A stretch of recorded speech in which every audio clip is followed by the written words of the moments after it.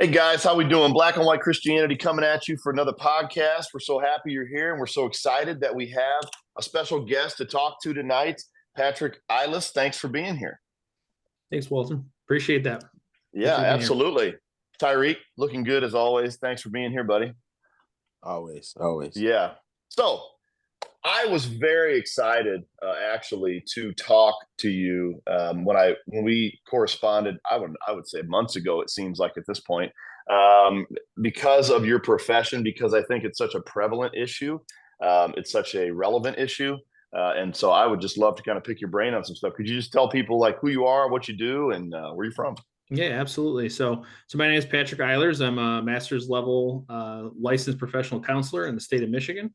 And so I've been I live in Ann Arbor, Michigan, but I work in Novi, Michigan, which is a suburb of Detroit area. So I work for a practice that specializes in sexual addiction and partner betrayal trauma.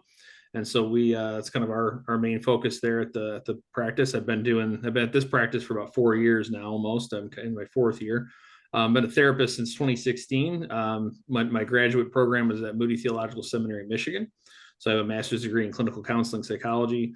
My bachelor's degree was from Spring Arbor University. I have a bachelor's in psychology from there. So a lot of my journey throughout the process of since I've been a therapist have really been kind of in the realm of spirituality mixed with psychology. And so that's something that I always felt was very important kind of going into my career. And so I've always tried to pick or been near programs that had something to do with some level of Christianity mixed with spiritual or psychology. So that's some things about my as far as being in the practice. That's one of the things we kind of bring into now.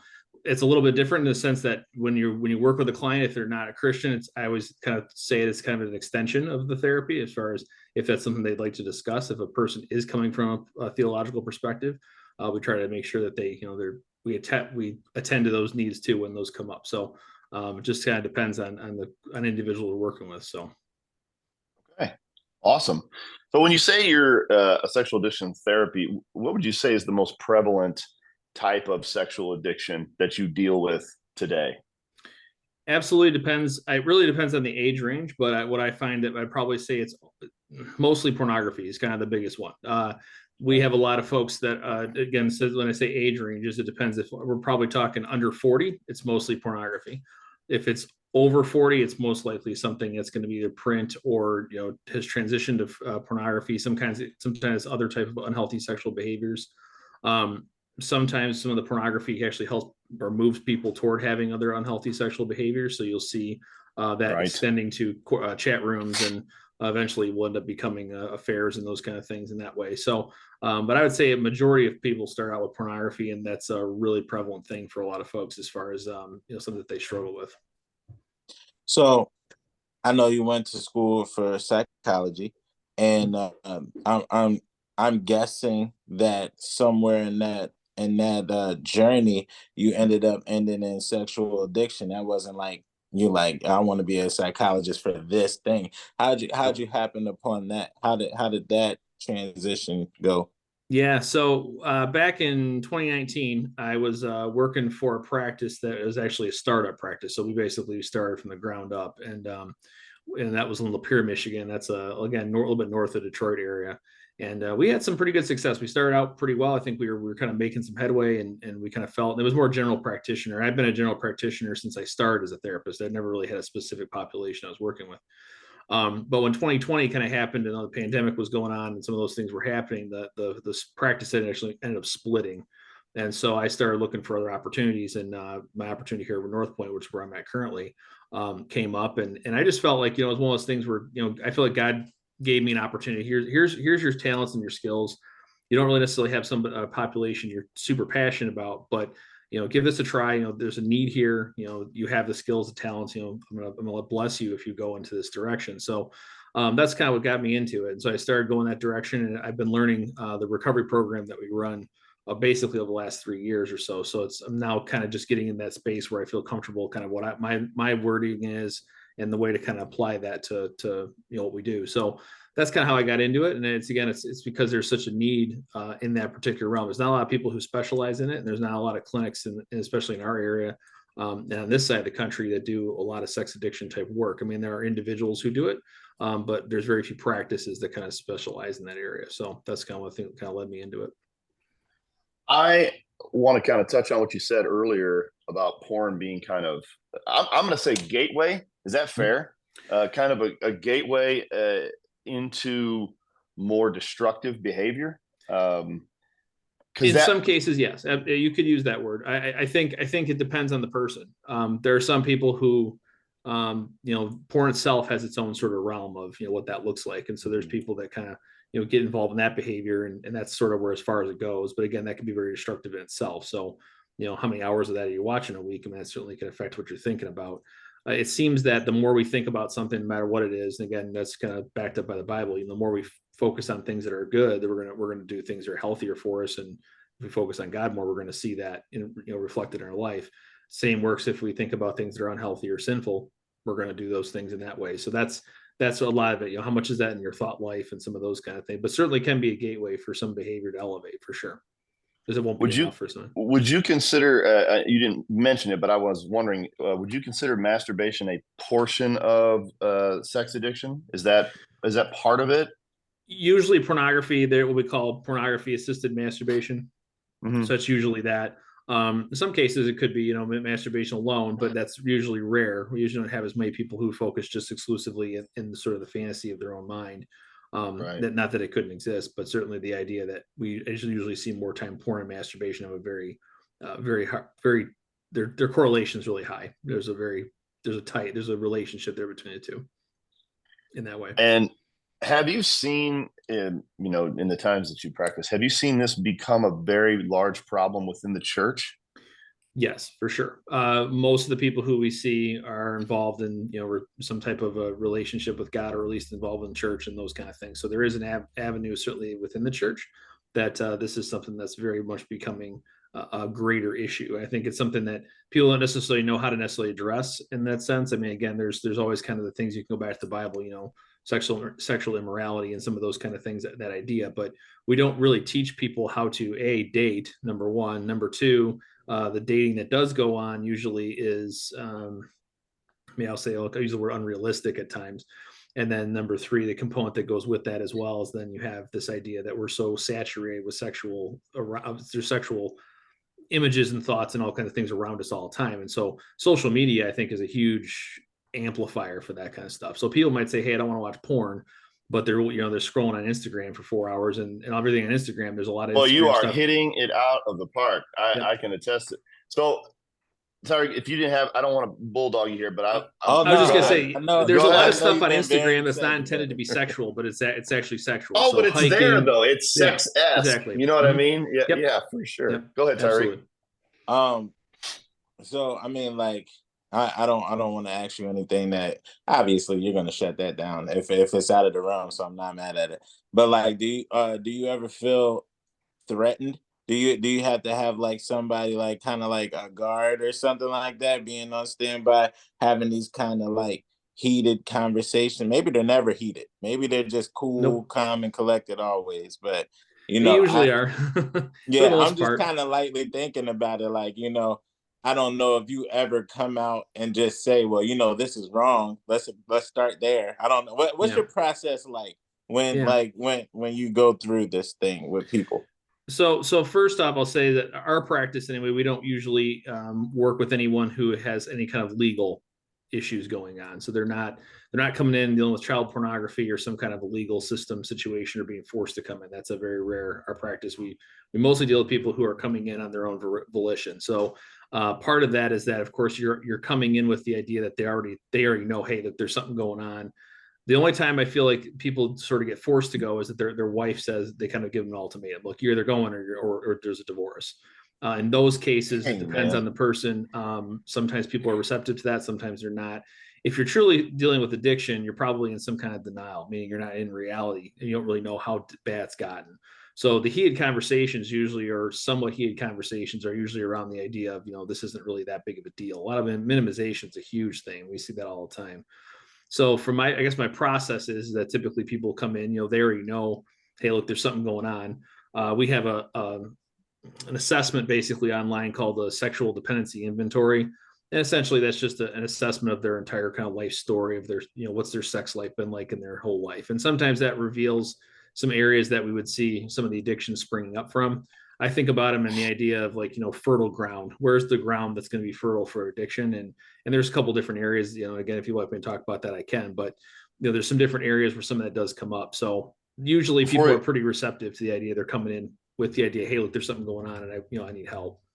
Before you get into that, I want to just say that being completely vulnerable live here, all of this is very true because I deal with it, and not in such a way where it was, but for me to say I'm completely no longer ever looking at porn, that would be just a lie. I don't know too many men today that could make that claim to be completely off of that particular merry-go-round. And I'll just say it like that because it does seem to go around in circles. But the stuff that you said about kind of it progressing, it just absolutely is true that, you get from here and then this isn't enough anymore. And then we have to go to here and then that's not enough anymore.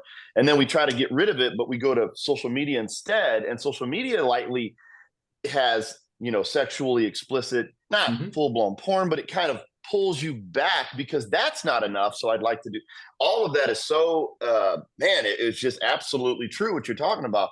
My question, kind of following up with this is, what kind of advice would you give somebody that's trying to pull away from it, but can't seem to really unhinge from it? Yeah. And there's a lot of people, I mean, I'd say a majority of people who come in that's their number one thing. What can I do to make this go away? And I'm very honest about that. Like the first part of it is, you're probably never going to get it to go away fully. So let's just, kind of put that out there as being realistic. It doesn't mean that you're not going to be, when people say freedom, that's the big word that, especially in Christian circle, we throw this word freedom around. And I always go, what does freedom mean to you? Because does freedom mean I'm never going to deal with it ever again? That's unrealistic. We can't go down that road. On the other side of it, am I going to be completely shackled? That's the word I use, shackled to it. That's unrealistic too, as also. There's somewhere in between the middle, right? So freedom looks like being able to say no, I think, and so kind of getting away from that. Now, the couple of the real practical things you can do is number one, like I always think about social media from the perspective of, okay, how much do you use social media? What kind of social media do you use? How does that, again, like you're saying, well, kind of bring you into that realm of thinking more about it, number one. All right. Number two, I'd say, what are some really practical boundaries you have in place? So the first thing is the phone never goes in the bedroom. The phone never goes in the bathroom, period. Done. There's no other reason for it to go for any of those places.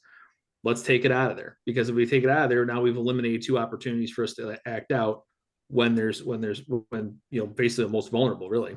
So there's a practical aspect to that. Then there's the third aspect I'd say is, okay, what are you really thinking about? How can we adjust the way that you're thinking? And so from a Christian perspective, you could say, okay, when I'm seeing people, there's a very simple, we have it called ABC. It's a step, basically awareness. And I'm going to break from that thought. I notice somebody okay, so I need to not look at them. I need to break from that, think about something else. If you want to think about Christ, you want to think about not being that man anymore. You want to think about whatever that is that you're moving toward, and then have compassion on yourself. That's not the person I am. The devil doesn't have the control over me in this sense. I'm free from that. Christ paid the price for me to be free of that. So there's that aspect if you want to go that route. The other thing I could say with that too is then creating what's worked for some guys I've worked with is like, the idea of lists. So creating what I notice about a lot of the times when you have those thoughts, when they're sexual thoughts, it's in the loop a lot, mainly because they're kind of lowering anxiety. They're helping people kind of numb out, those kind of things. So I've just adapted some anxiety things to it. You try to break the track a little bit. And so when you do that, you create a way to do that is to basically, I use NFL teams. So, okay, so you got NFL teams are all in divisions of 4. And they're all, you can think of those teams. So like I'm in Detroit, so NFC North, Detroit, Chicago, Green Bay, Minnesota. Then you go to the next one. And you keep doing that. And that allows rather than focusing on the next thought that's going to keep going down that fantasy trail, now you're thinking about something completely different. And you just break from that thought. Now, in principle, it's that simple, but the reality is practicing that and implementing that all the time, because the more you implement that, the more regular you're going to be able to do that as a practice. Because God's designed the brain to be very efficient. It likes to do the same thing over and over and over again. So when we break those things, where we work on practicing different ways of thinking, that helps us to build these like new freeways in our brain, and our brain can communicate between itself basically on a new freeway. But when you build a new freeway, it's like starting like from a walking path all the way to a road. It's why it takes some time to build a new habit, because your brain actually physically has to change in a way that it hasn't before. So that's part of the reason why it's a challenge to kind of make those steps and make them stick. What would you say, with the people that you've seen, is the biggest reason people relapse? Biggest reason people relapse, I would say, is probably because they either have coping skills that they're still struggling with adapting. So meaning that they're still struggling with some stress, they're still struggling with things that are unresolved, so to speak. The other thing I think, and this is, from a believer perspective, I think this is one of the big ones, is that what are the lies I'm believing? People believe the lies about themselves. People believe the lies about what the devil tells them. People believe the lies that, what the world tells them. So it's part of that is, do I believe the lies or do I believe the truth? If I believe the lies, so one of the ones we come up a lot against with is, am I worthy, or am I somebody who has value? If I don't think that I have value, I'm probably not going to do much for myself. That verse that talks about the idea that the sexual sin is sin against self. Mm-hmm. We hate ourselves, and if we hate ourselves, then we ultimately hate God's creation too, because we were created by God. So part of that is that what do I really think about me? If I don't think anything of any value to myself, I'm probably not going to do what's good and healthy for me to do. I'm going to turn towards something that is, I use the word organic. It feels organic or automatic, rather than something that's intentional and moving me toward a healthier thing. Most healthier decisions I have to make, you think about it, eating, you think about we're exercising, all those kind of things are all intentional based. I have to think about doing that. I have to process to what that's going to look like for me, rather than the thing that's organic or automatic is just easy, kind of flip the switch and I just go. And what I find a lot of times, especially with relapsing behavior, is that it's just easy, right? It's just the easy thing for me to step right into. The ABCs you had brought up. What was the A again? Yeah, I kind of go through that a little fast. I'm sorry.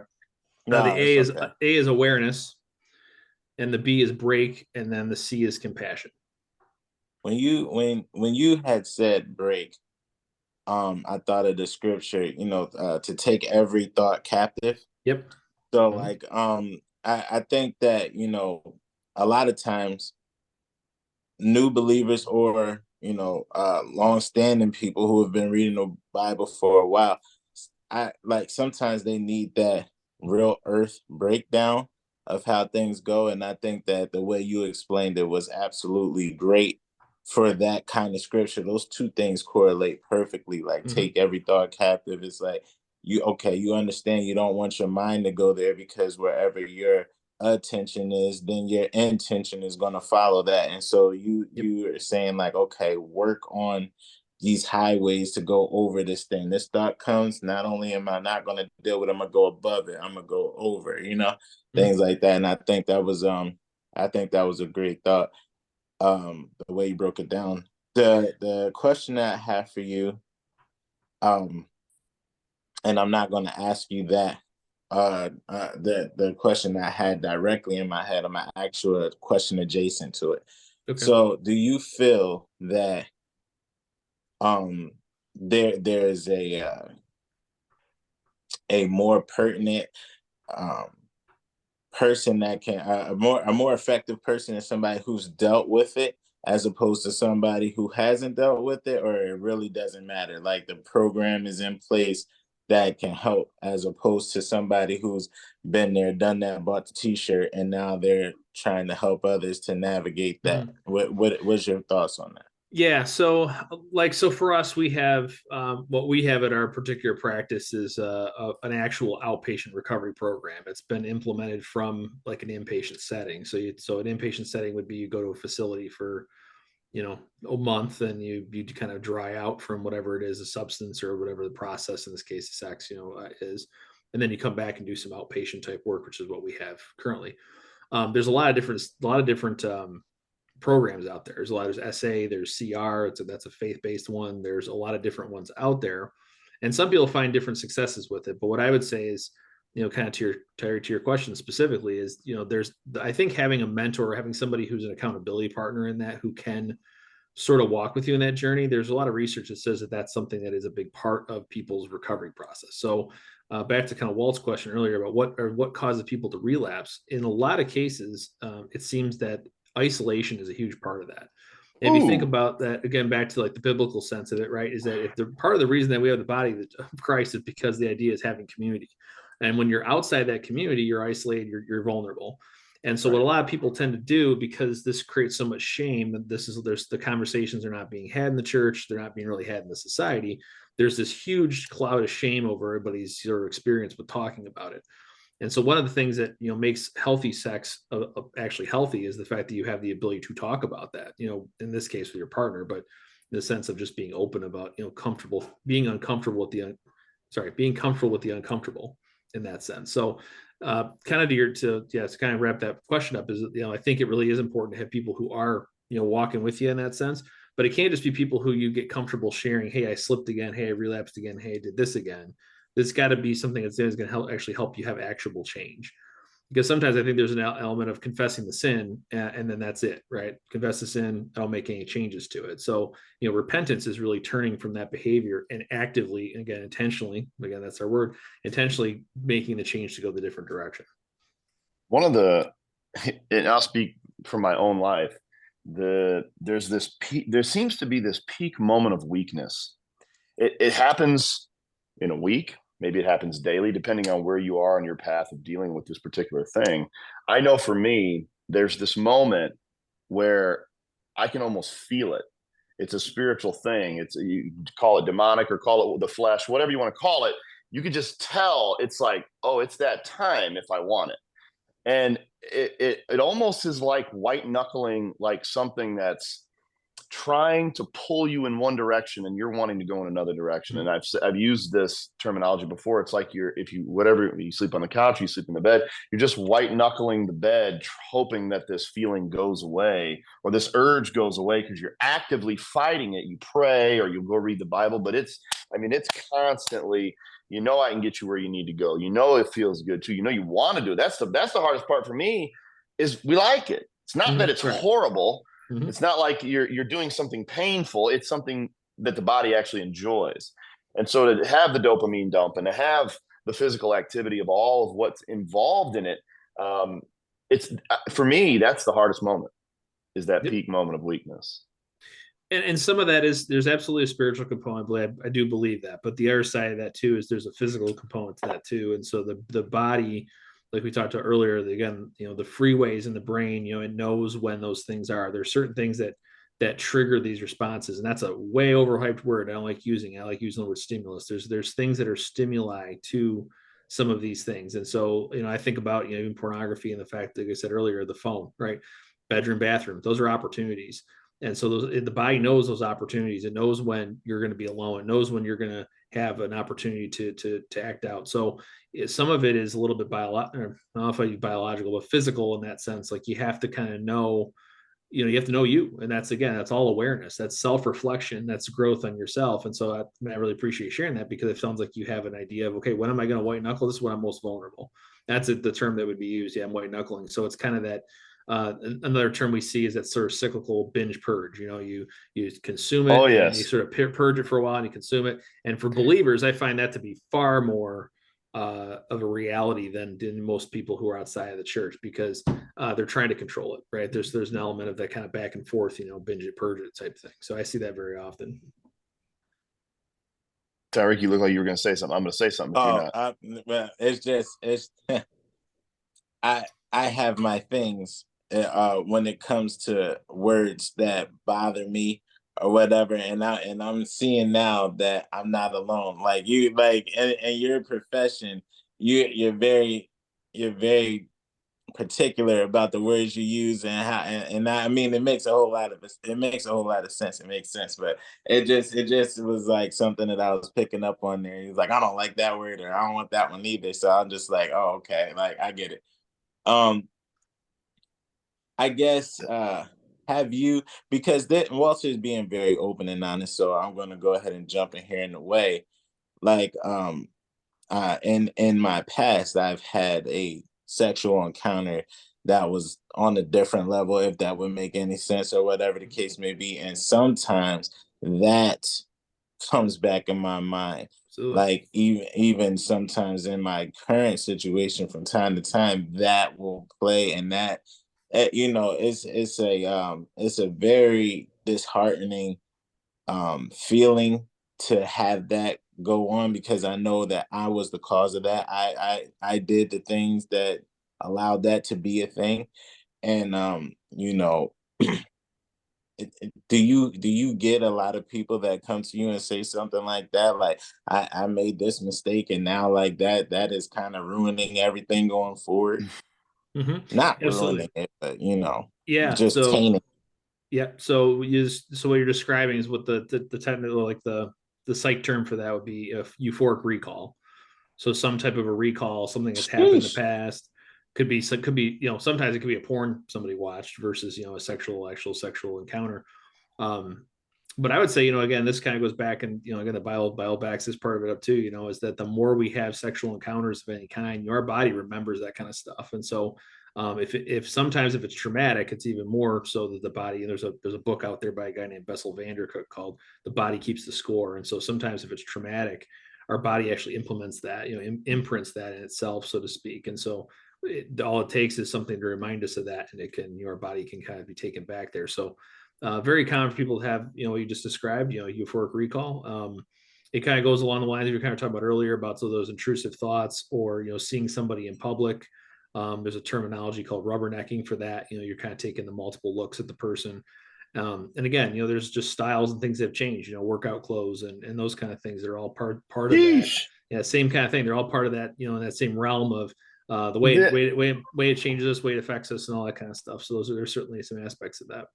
Yeah. it almost seems like, to fight this particular, you talk about alcoholism or drug addiction, or maybe somebody's addicted to shopping, or money's a problem. Yeah, For gambling's some become a big one. reason, the sexual it's like you're underwater, like, and you are just constantly trying to just get a breath of actual fresh air without consuming what it is that you struggle with. And I want to kind of bounce what Tyreek had said, that image that's seared in your brain.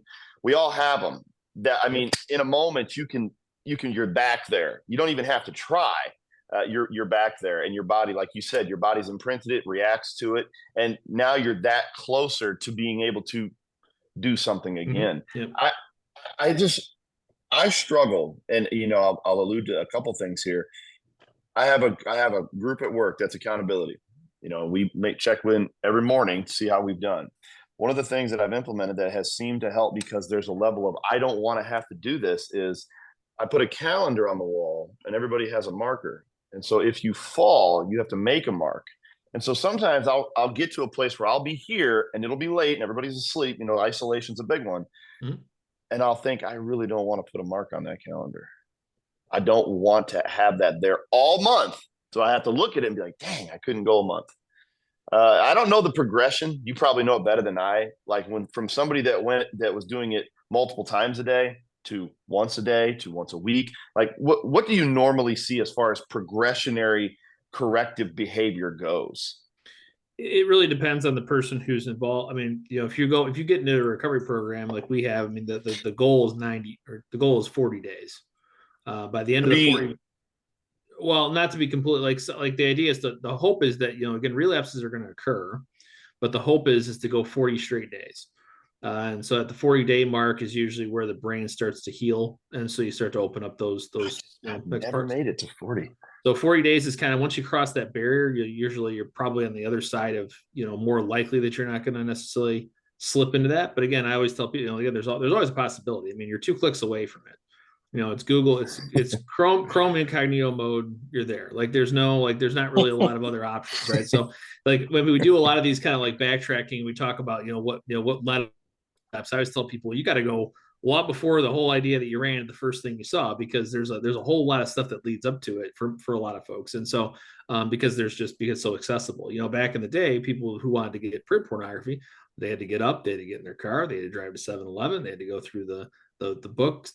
Hey, man, that was like my experience. A They had 7-Eleven with the shady guy behind the counter with the Yeah. box of stuff. And it's like, go were home you there? Yeah, exactly.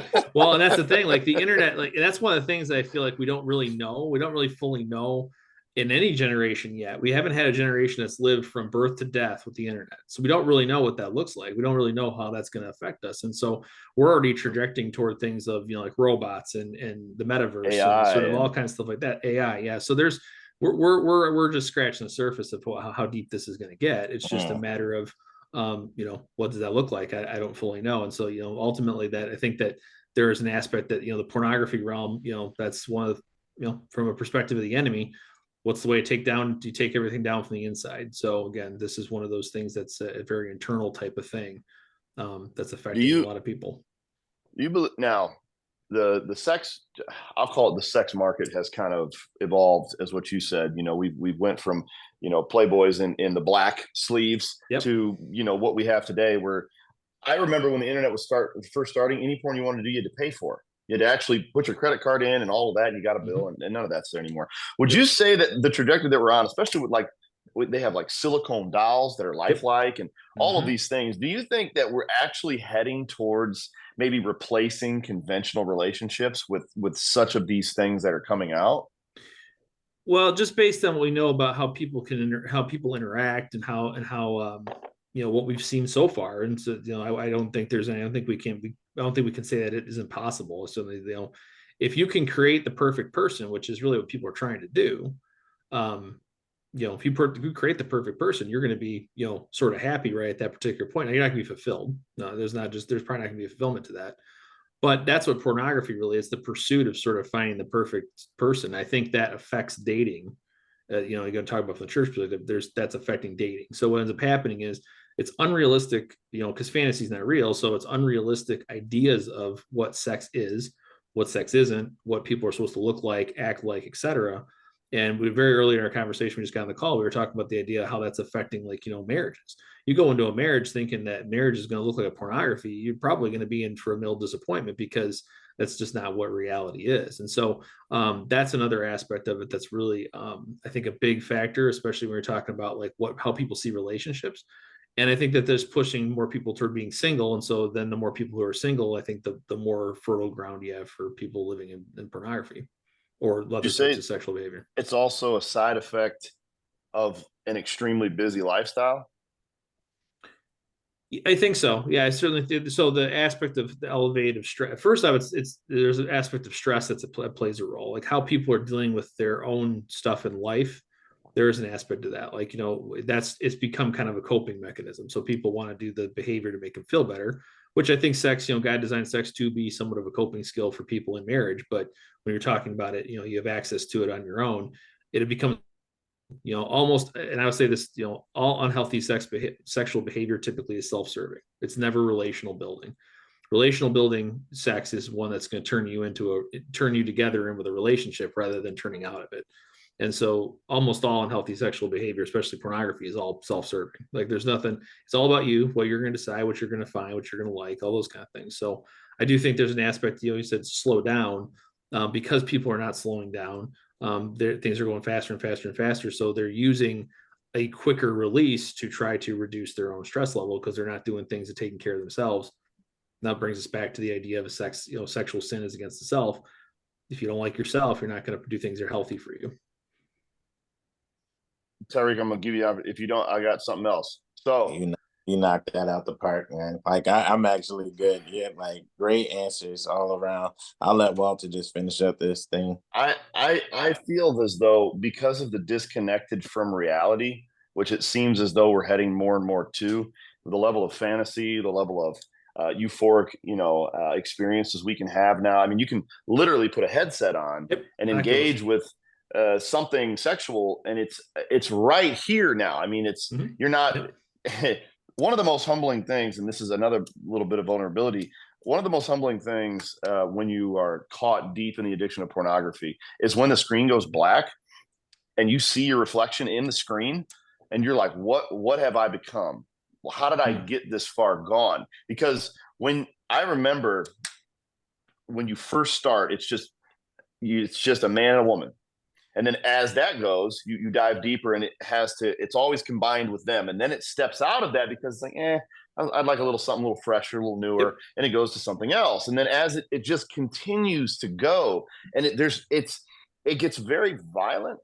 it gets Mhm. very dark. It gets very broken as the further you go.